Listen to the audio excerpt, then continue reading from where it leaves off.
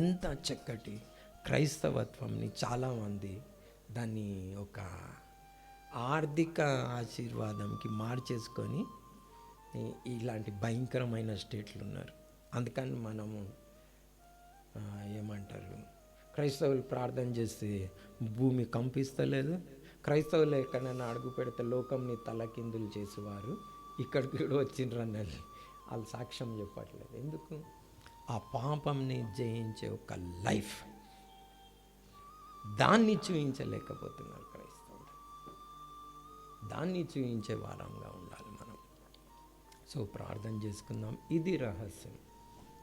Secret of happiness is to overcome sin, Satan and the world, lust of eyes, lust of flesh, pride of life.